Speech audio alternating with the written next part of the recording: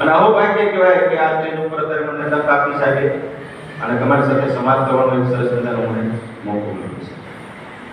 બીજી વાત કરું કે અહીંથી આ મંચ ઉપરથી તમામ ચેતનાઓ અને રાષ્ટ્ર નિર્માણના તમામ ફૂલડાઓને અહીંથી વંદન કરું છું, પ્રણામ કરું છું, તહે દિલથી તમારું સ્વાગત કરું છું.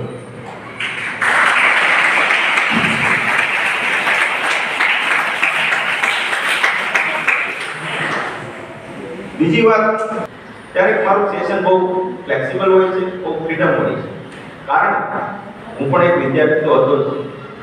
સંઘર્ષ શું કહેવાય એ ઘણા છોકરાઓને ખ્યાલ છે, બહેનોને ખ્યાલ છે, પણ અમે જ્યારે ભણતા ત્યારે હીરા ઘસી અને મજૂરી કામ કરી અને કોલેજ કરી છે, રેગ્યુલર કોલેજ કરી નથી. ત્યારબાદ માસ્ટર ઓફ સોશિયલ વર્ક જેસી કુમાર ગરડા ત્યાં અભ્યાસ કર્યો અને સાચો અભ્યાસ ત્યારે મેં કર્યો અને ખ્યાલ આવ્યો અને રિયલાઇઝ થયું કે ખરેખર એજ્યુકેશન શું કહેવાય, કહેવાનું શું કહેવાય. નહીં તાલીમ, ગાંધી વિચાર અને ખાદી સાથે હું ત્યાં 2 વર્ષ કન્ટિન્યુ, મારી લાઈફમાં તો કન્ટિન્યુ ભણ્યો હોય તો ત્યાં ભણ્યો. પછી એલએલબી કર્યું, એ પણ અઠવાડિયામાં 2 વાર જવાનું હતું, બાકી તો જોબમાં જવાનું હતું. આ રીતે ધીરે ધીરે મારી જર્ની આગળ વધારી અને અત્યાર સુધીમાં મોર દેન અલગ અલગ કંપનીઓમાં, એનજીઓમાં અને ટ્રેનિંગ ડિપાર્ટમેન્ટમાં કામ કર્યું છે અને ગુજરાતમાં મોર દેન 100 સેમિનાર કર્યો છે. એમાં એસ ટ્રેન એન્ડ ટેકવારી વિશ્વ ક્લબ આવી ગયું, ગઢવી બોલાવી ગયું, એ બધામાં જેટલું થાય એટલું મારાથી યોગદાન મેં આપ્યું છે. હવે જે વિષય છે એમાં સાહેબે જે વાત કરી પોઝિટિવ પ્રકાશ અભિયાન ચલાવું છું, એમાં અલગ અલગ એક્ટિવિટી કરતો હોઉં છું, બાળકો સાથે, કોલેજના યુવાનો સાથે અને બહેનો સાથે. એક વાંચન પ્રકૃતિ પ્રવાસ કરીને કાર્યક્રમ ચલાવતો હોઉં છું. એમાં વાંચન પ્રકૃતિ તમને ખ્યાલ આવી જશે કારણ કે હું ગુજરાતીમાં બોલું છું. વાંચન અને પ્રકૃતિ, પ્રકૃતિનો મતલબ એવો છે મિત્રો કે પ્રકૃતિ એટલે જ્યારે આપણે પ્રકૃતિના સાનિધ્યમાં રહેતા હોય, વૃક્ષો હોય, નદીના હેઠળ હોય, ત્યાં જવાનું. અને વાંચન પ્રકૃતિ એટલે પ્રકૃતિની વચ્ચે તમારી વાંચન પ્રકૃતિ ખીલે એવો મારો પ્રયાસ હોય છે. હું કોઈ મોટું તીર નથી મારી દેતો, પણ એક નમ્ર મારો પ્રયાસ હોય છે કે બાળકોને આપણે ત્યાં લઈ જઈએ. એમાં એવું થતું હોય કે તમારી જેવા જે બાળકો હોય એની પાસેથી સરસ મજાનું ઇન્સ્ટ્રુમેન્ટ છે ને આપણા પોકેટમાં, અત્યારે નથી પણ ઘરે જાવ એટલે ચાલુ, બરાબર, હક ન પડે ચાલુ, 5 મિનિટ નો થાય કે શું આવ્યું છે તો હોય નહીં, કાંઈ નહીં, ગુડ મોર્નિંગના પૂજડા સિવાય કાંઈ ન હોય, તેમ છતાં આપણે એમાં રસ પડતો હોય છે. 5 મિનિટ ચાલુ થાય ત્યાં આપણે સ્ક્રીન ઉપર ટચ કરતા હોઈએ છીએ. એ કરુણતા છે. ત્યારે આ કાર્યક્રમમાં હું તમામ મિત્રો પાસેથી મોબાઈલ લઈ લેતો હોઉં છું અને પછી મારી પાસે જમા કરેલો, ઇવન કે મારો મોબાઈલ પણ જમા કરી દેતો. 3 કલાક કે 4 કલાક તમને as you like, as you wish, જે તમને પુસ્તક ગમતું હોય એ પુસ્તક તમારે વાંચવાનું, વાર્તા હોય કે કોઈ બી વસ્તુ. ધીરે ધીરે પ્રકૃતિ તરફ અને વાંચન પ્રકૃતિ તરફ લાવવાનો મારો પ્રયાસ હોય છે. સેકન્ડ થિંગ, બીજો મારો કાર્યક્રમ એવો હોય છે કે લટાર વિથ લર્નિંગ. લટાર એટલે આપણે દેશી ભાષામાં આંટો મારવાનો, આપણે કહીએ લટાર મારવા જવું છે. તો લટાર વિથ લર્નિંગ, લર્નિંગ એટલે શીખવું. એ આપણી લાઈફ ટાઈમની પ્રક્રિયા છે, આજીવન ચાલતી પ્રક્રિયા છે. એટલે લટાર, ફોર એક્ઝામ્પલ વાત કરીએ તો અત્યારે બાળકોનો ખ્યાલ હોય છે 21st સેન્ચુરીમાંથી બિલોંગ કરે છે. કોર્ટમાં લઈ જાઓ, વકીલ છું પોતે એટલે કોર્ટમાં લઈ જાઓ, ચલો કોર્ટ તમે અમારી જિંદગીમાં જોઈ હતી નહીં, તો કોર્ટમાં કઈ રીતની પ્રક્રિયા ચાલતી હોય, 5 મિનિટ સાહેબની અનુમતિ લઈને બેઠાડીએ તો ભાઈ શું કેવી રીતે હોય છે, પોતે આગળ માર્યો અને ત્યાં બેઠા બેઠા લખીએ. આવી ઘણી એક્ટિવિટી હોય છે, પણ આપણે સમયનો અભાવ છે એટલે આપણે બીજી વાતો પછી કરીએ, સમય મળે ત્યારે.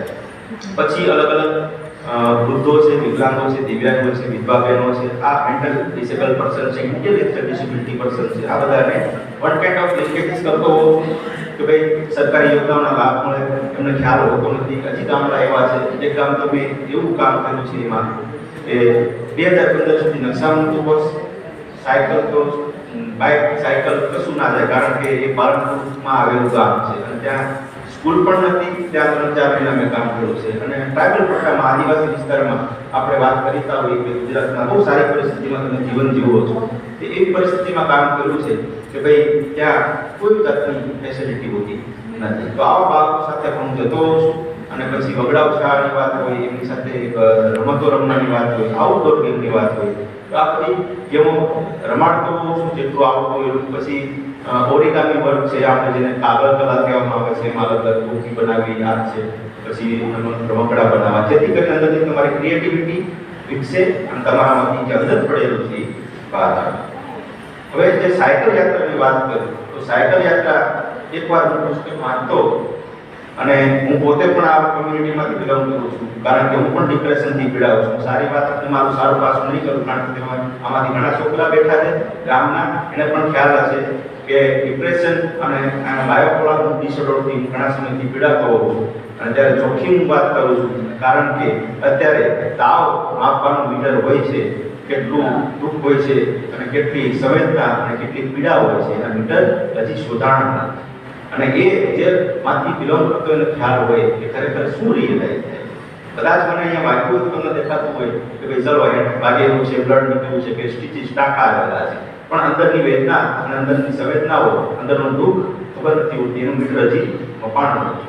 તો એમાં જ્યારે એ પીરિયડમાં હું પસાર થતો હોઉં તો આ તમારી સંખ્યા છે, ખોટું નહીં બોલું, મારી ઇવન મારી 28,000 પગાર હતો ત્યાં પણ ખોટું નથી બોલ્યું. એ પીરિયડમાં આવું ત્યારે મને ડ્રીમ થઈ જતું હોય છે, મને ખબર નથી રહેતી એવી મારી પરિસ્થિતિ હોય છે. અને એમાંથી હું પોતે પ્રયત્ન કરી અને હું ઊભો થતો હોઉં છું. 3 થી 4 મેં વિપશ્યના કરી છે, 10 દિવસની શિબિર આવે, વન કાઇન્ડ ઓફ મેડિટેશન કહેવામાં આવે છે. બ્રહ્માકુમારીમાં પાંડવ ભવન આબુમાં પણ 7 દિવસનો કોર્સ કરેલો છે. શિવ કૃપાનંદ સમર્પણ ધ્યાન શિબિરમાં પણ કોર્સ કરેલો છે. જાતે એડમિટ પણ થયેલો છે મેન્ટલ હોસ્પિટલ. અત્યારે તમારી સમક્ષ બોલું પણ છું. તો આ એક પ્રકારનો ડિસીઝ, એક પ્રકારનો રોગ હોય છે. તો આવા માણસોને આપણે જ્યારે જજ કરતા હોઈએ ત્યારે ખ્યાલ ન આવે કે ખરેખર આની પીડા શું છે. તો આવી બધી પીડા અને આવી બધી વેદના સાથે મારે સાયકલ યાત્રામાં જવાનું છે. અને મારો સ્વાર્થ એટલો છે, અંદરથી મને આનંદ આવશે. આ મારો સ્વાર્થ છે. હું કોઈ મોટું તીર મારવા નથી જતો. મારો મોટો સ્વાર્થ એ છે કે અંદરથી તમે જે નાના છો પણ સાયકોલોજીની ભાષામાં ડોપામાઇન, સેરોટોનિન, એન્ડોર્ફિન, ઓક્સિટોસિન આ બધા આપણા બ્રેન કેમિકલ્સ હોય છે, જે આપણા રિલીઝ થતા હોય. એમાં હેપી હોર્મોન સેરોટોનિન આવે. આપણે જે એક્ટિવિટી કરીએ ત્યારે એ રિલીઝ થતું હોય. પછી તમને એક ઓછો ખ્યાલ હોય, ધીરે ધીરે તમને એ ખ્યાલ આવે છે.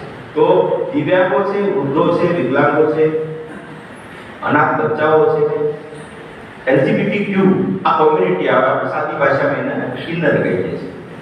અને એનાથી પણ પેલો વર્ડ હોય છે એ આપણે યુઝ કરવાનો થતો નથી. તો આ જે એલજીબીટી કિન્નર સમાજના, થર્ડ જેન્ડરના સમુદાયો હોય એને તમે અને મને બધા ખ્યાલ છે કે આવા આપણે શબ્દો સાંભળતા હોઈએ છીએ કે ન બોલવાના શબ્દો કહેતા હોય, ત્યારે એ વ્યક્તિ પર શું વીતતી હોય એ આપણને ખ્યાલ હોતો નથી. કારણ પાણી પૂરી ખાવાનું એને હેલ્પ છે. ત્યારે આપણી જેવા યુવાનો બોલતા હોય કે આ ડોહાના આ ઉંમરે હું ચસ્કો લાગ્યો છે, આવું સાંભળ્યું હોય છે, આ ડોહીના આ ઉંમરે હું ચસ્કો લાગ્યો, અથવા આ મેળામાં કેમ અહીંયા આવે છે, ઘરે પડે રહેતા હોય. પછી વિકલાંગ કોઈ હોય, બેન હોય કે ભાઈ હોય, એને પણ આપણે આવું જજ કરતા હોઈએ છીએ કે આ મારો શબ્દ ન કાઢવો જોઈએ પણ તેમ છતાં હું કાઢું છું.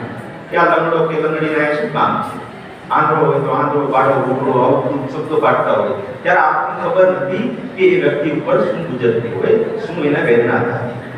ન કરે નારાયણ. અને આપણે જ્યારે એક્સિડન્ટ થયું અને આપણો ટાંક્યો વાગ્યો પછી આપણે કોઈ કહે છે ત્યારે આપણા જ કર્મો આપણે યાદ આવશે. તમારો આત્મા અંદરથી તમને કહેશે કે સાલું એકવાર આવા શબ્દો કાઢ્યો તો અને મારા આમાંથી પસાર થવું પડે છે. સાચી વાત કે ખોટી વાત? તો આવા શબ્દો આપણે ઉપયોગ ન કરીએ. કોઈનો સ્વીકાર ન કરી શકીએ, કરવો જ જોઈએ. કદાચ સ્વીકાર તમે ના કરી શકો તો એનો તિરસ્કાર તો ન જ કરવો કોઈ પણ વ્યક્તિ. પછી અનાથ બચ્ચાઓ છે એને તો આપણે જે આપકો ઉમરા વિકસિત ગામ છે, કદાચ આપણને ઓછો અનુભવ થાય. પણ મિત્રો એકવાર યાદ રાખજો, તમારે એનો અનુભવ કરવો હોય તો એકવાર, જોકે ખેતી સાથે સંકળાયેલા હશો, અવારનવાર તમને આવો અનુભવ થતો હશે અને જોયું હશે. આદિવાસી સમાજના જે બચ્ચાઓ આવે છે, ખેતરોમાં કામ કરતા હોય છે, એને ખાલી એક તમે બિસ્કિટનું પડીકું આપ્યું હોય અથવા ફટાકડાની બે રાખી દીધી હોય તો એવા મસ્ત આનંદમાં આવી જતા હોય. અને સારું આપણે મેગી બબલુના ફુગા કાઢતા હોઈએ તોય મજા આવતી નથી કે આનું શાક બનાવ્યું છે, આવો આ બનાવ્યું છે, પેલું બનાવ્યું છે. ઘણા આપણે નખરા કરતા હોઈએ છીએ. શાકનો ભાવ તાત્કાલિક આપણે મેગી બનાવતા હોઈએ છીએ. પણ એ બચ્ચાઓ પર એકવાર આંટો મારી આવો કે એ બચ્ચાઓ કેવી રીતે જીવતા હોય છે, કેટલા આનંદ થાય છે. મેં તો આ અનુભવ કરેલો છે. અમે જ્યારે અમદાવાદમાં દિવાળીમાં મેં સેલિબ્રેશન ત્યાં વૃદ્ધોમાં કર્યું હતું. વૃદ્ધાશ્રમ મારી ટીચરથી બોલવા ગયો હતો. પછી અનાથ આશ્રમમાં એક રેમબસેરા કર્યું છે ત્યાં રહેલો હતો. ત્યાં છોકરાઓને જ્યારે સિટીના વ્યક્તિઓ આપવા આવે ફટાકડા કોઈ એવા આનંદિત થઈ જાય, એવા પ્રફુલ્લિત થઈ જાય ત્યારે આપણે તો આવા વ્યક્તિઓ પ્રત્યે આપણે સંવેદનાથી કરીએ, રાખીએ અને મળીએ ત્યારે ત્યાં પણ ઉભા રહીએ. શું હલો હલો શું થયું? પ્રોબ્લેમ નહીં? હા, શું થવું છે? આવાજ આવી જાય? શાંતિથી બેઠો.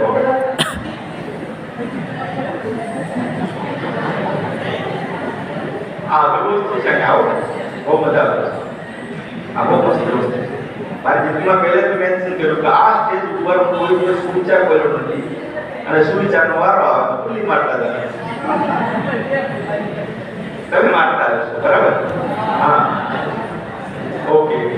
કહેવાનો મતલબ મારો એ છે કે આજે આપની જે વેદનાઓ હોય છે એની આગળ એકવાર આંખો મારી આવો તો તમને થશે કે આપણે આગળ ઘણું સુખ છે, આપણે મોબાઈલ છે, આપણે સરસ મજાનું જીવન જીવીએ છીએ, જે ખાવું હોય એ માતા લઈ દઈએ છીએ એટલે તમને અંદરથી આનંદ આવે છે. તો આવા સમુદાયની પણ વાત છે. બીજી વાત કરવી છે, તમે જે આમાંથી પસાર થાવ ના થાવ હોય પણ એક રિક્વેસ્ટ સાથે મારી વિનંતી છે કે આ દરેક સમુદાયને આપણે માનવતાની દ્રષ્ટિએ જોઈએ. મારો કન્સેપ્ટ જ આ છે, ટૂર ફોર હ્યુમેનિટી. જે યાત્રા છે મારી માનવતા માટે છે. કોઈ પણ જાતના આપણે વાડામાં ન બંધાઈએ અને જે શિક્ષણ મેળવવું છે ને આપણે આગળ જઈને વિચાર કરીએ. શારીરિક, માનસિક અને ધાર્મિક અસ્પૃશ્યતાની વાત છે. તમને એમ થાય કે શબ્દો બહુ બધા અઘરા છે, એવો તમને સરસ અને સરળ ભાષામાં સમજાવું એ ઉદાહરણ શારીરિક, માનસિક અને ધાર્મિક અસ્પૃશ્યતા.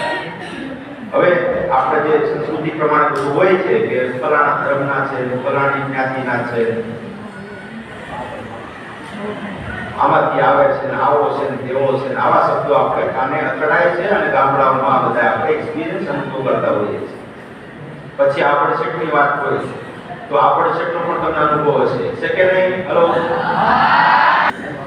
કહેવાનો મતલબ 12 શિશુમાં બ્લડ આપ્યું હતું ત્યારે મને દર વખતે ફોન આવે, કારણ કે હું અમદાવાદ 15 વર્ષથી કામ કરું છું એટલે સિવિલમાં પણ ઓળખાણ હોય મને જવાનું થતું હોય છે. બ્લડની જરૂર હોય ત્યારે મને કહેતા હોય છે કે પ્રકાશભાઈ આવું બ્લડ દેવા. એટલે હું પૂછતો હોઉં કે બ્લડ ગ્રુપ કયું જોયું છે તમારે? તો કોઈ કે plus, O plus, something something, બરાબર. પછી બહુ દુઃખની વાત સાથે મારે કહેવું પડે અને શબ્દ મારા અહીં નથી કાઢવો. પછી એને કહું કે એસસી શેડ્યુલ કાસ્ટ પોઝિટિવ છે, ચાલશે? ના ના ના, મેં એવું કઈ નથી રાખતા. જ્ઞાન તકલીફ નથી પડતી સાથે. મારું બાજુ કાઢી નાખવું તો કઈ અંદર પ્રોબ્લેમ થતો નથી, મારું બ્લડ આપવું તો કઈ પ્રોબ્લેમ થતો નથી. અને સારું, જ્યારે આપણે સમાજમાં સાથે રહેવાની વાત આવતી હોય, સાથે બેસવાની વાત આવતી હોય, જમવાની વાત આવતી હોય, ખાવાની વાત આવતી હોય, પાણી પીવાની વાત આવતી હોય ત્યારે આપણી માનવતા ક્યાં હોય છે? મારો તમને આ પ્રશ્ન કે સારું, કોરોનામાં જે મહામારી આવી પેન્ડેમિક કોરોના, ત્યારે આપણા સરસ મજાના દરેક માણસમાં માણસ લાગ્યો છે. તમે right? Yes or no? Hello, yes or no? લાંબા લહેર કોઈ લેવા ભાઈ. તો ત્યારે તમામ કોમ્યુનિટી, તમામ સમાજના, તમામ ધર્મના, કારણ કે મારા ફાધરને મેં કોરોનામાં વળાવ્યા છે, મને ખ્યાલ છે. 8 દિવસ અહીંયા ઉમરામાં અને બાકી 8 દિવસ સિવિલમાં, અને મેં પોતે કીટ પેટના પીતા આપ્યો છે. 11મી ક્લાસ મારા ફાધરની મેં સર્જાવી છે એટલે મને ખ્યાલ છે કે ત્યાં કોઈ જાતનો ભેદભાવ નહોતો. દરેક સમુદાયમાં, દરેક ધર્મના વ્યક્તિ ટિફિન લઈને આવતા હતા, ચા લઈને આવતા હતા, બિસ્કિટ લઈને આવતા હતા, સંતરાના જ્યુસ લઈને આવતા હતા. કોઈ પૂછતું નહોતું કેવી જ્ઞાતિનો છે, કે આ ધર્મમાંથી આવ્યો છો, ક્યાંથી બિલોંગ કરે છે, કોઈ પૂછતું નહોતું. સરસ મજાની માનવતા ખીલી. તો સારો સમય આપણો આવે ત્યારે આપણી માનવતા ક્યાં ભૂલાઈ જાય છે, ત્યારે આપણે બધું યાદ આવવા મળે છે. કાં તો ફલાણી કોમ્યુનિટીમાંથી છે, ફલાણા ધર્મનો છે, આવો વ્યક્તિ છે. તો કહેવાનો મતલબ આપણે જ્યારે ડિફિકલ્ટ સિચ્યુએશન, પરિસ્થિતિ આવતી હોય ત્યારે સરસ મજાની આપણી માનવતા હોય છે, ભાઈચારાથી રહેતા હોઈએ છીએ. તો સારા દિવસોમાં પણ હું તમને વિનંતી કરું છું, તમે આ પ્રક્રિયાને આગળ વધારો કે સારા દિવસોમાં પણ આપણે ભય રહીએ, કુટુંબ પ્રત્યે સંવેદના મુક્ત જગાવે અને માનવતાનો જીવો પ્રગટાવે. અને પછી વાંચન કરો. એકાદો પુસ્તક તમને ગમતું હોય એવું પુસ્તક લ્યો, ભલે વાર્તા હોય કે શાયરી પુસ્તક, પણ કેવો તો પાડો, શરૂઆત તો કરો. અને અઘરું છે. હું કેમ કે હું પણ કોઈ પુસ્તક વાંચતો નહોતો. જ્યારે હાઈસ્કૂલમાં ભણતો ત્યારે મને કોઈ નવલકથાનો કોઈ આઈડિયા નહોતો, કોઈ વાંચતો નહોતો. પણ હવે ખબર પડી કે સારું વાંચવું હોય તો કામ લાગે. અને બહુ પુસ્તક વાંચો, બીજી પ્રવૃત્તિમાં ઇન્વોલ્વ થાવ. અને અત્યારે સાયકલ યાત્રા પહેલા એક 50,000ની જોબ, એક 35,000 ટીવી ડિપાર્ટમેન્ટમાં અને એક 7 એનજીઓમાં, જેમાં 40,000 પગારની જોબ અને એચઆઈવીના ફિલ્ડમાં 18,000 પગારની નોકરીને મેં પ્રેમથી વંદન કરી ના પાડી છે. દેશ કારણ તમારે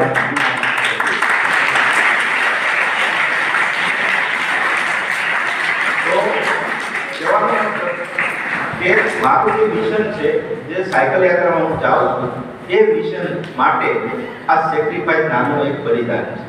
મેં એ લોકોને મારા જે આદર્શ હતા, જે લોકો મને માને છે, મીન્સ કે કંઈક ખાનામાં છે, એવા લોકોને મેં પ્રેમથી કીધું, સાહેબ પ્લીઝ મને મારી સાયકલ યાત્રાનું જે મારું કેમ્પેન છે, મારું જે અભિયાન છે, એ અભિયાનમાં જવું છે, લોકોને મળવું છે. જો હું નોકરીએ લાગી જઈશ ને તો હું એક ફ્રેમમાં ફિટ થઈ જઈશ. મારા ફ્રેમમાં ફિટ થવું પહેલાં મારો જે મને આ કન્સેપ્ટ થયો છે ને, મારા માઇન્ડમાં ક્લિક થઈ છે, એ મારે લોકો સુધી વાત પહોંચાડવી છે. પછી મને એવું લાગશે તો કદાચ હું જોબ કરીશ. વકીલાતમાં પણ હજી મન માનતું નથી, કારણ કે અંદરથી સર્વ જીવ છે. કોઈ પણ જોઉં ને ત્યારે વેદના થાય છે. હંમેશા યાદ રાખજો, always remember in your life friends. હંમેશા યાદ રાખો કે કોઈ દુઃખ અને વેદના જોઈને આપણામાં કરુણા કે સંવેદના ન જાગે ને તો આપણે માણસ કહેવાને લાયક નથી. કોઈ પણ વ્યક્તિ, એ પછી બેન હોય, ભાઈ હોય કે વિકલાંગ હોય, દિવ્યાંગ હોય કે આંધળો વ્યક્તિ હોય, જ્યાં તમને એવું લાગતું કે આ માણસ દુઃખી છે, અને ત્યારે એ જે હ્યુમન તરીકે, માણસ તરીકે આપણા હૃદયમાં, આપણા ઉરમાં, આત્મામાં સંવેદના કે કંઈક હલચલ ન થાય તો સમજવું કે આપણું સારું કંઈક તૂટે છે, આપણામાં કંઈક તૂટે. આપણે માણસ કહેવાને લાયક કંઈક તો થવું જોઈએ. બાકી જ્યારે જન્મ થયો ત્યારે આપણે આકૃતિથી માણસ તરીકે આવ્યા. આકૃતિથી નહીં પણ પ્રકૃતિ અને પ્રવૃત્તિથી જરૂર ખરા માણસ બનીને રહીએ. આપણે આકૃતિ આવી પછી આપણને શીખવાડે ને, એ બેટા આવું ન કરાય, નકર હેરાન થઈ જવાય. તો આપણે માણસ બનવાની પ્રક્રિયા આખી લાઈફ ટાઈમ ચાલતી હોય છે. તો આકૃતિ તો થઈ ગઈ, પણ પ્રકૃતિ અને પ્રવૃત્તિ પણ એવી હોવી જોઈએ કે આપણે માણસના ડેફિનેશન વ્યાખ્યામાં આપણે રહીએ. તો આકૃતિ નહીં પણ પ્રકૃતિને પ્રવૃત્તિ જરૂર ખરા માણસ બનીને રહીએ. સૌ સાથે મળી માણસાઈનો દીવો પ્રગટાવી ચાલો ને માનવતાનો પ્રકાશ ફેલાવીએ. અત્યાર સુધી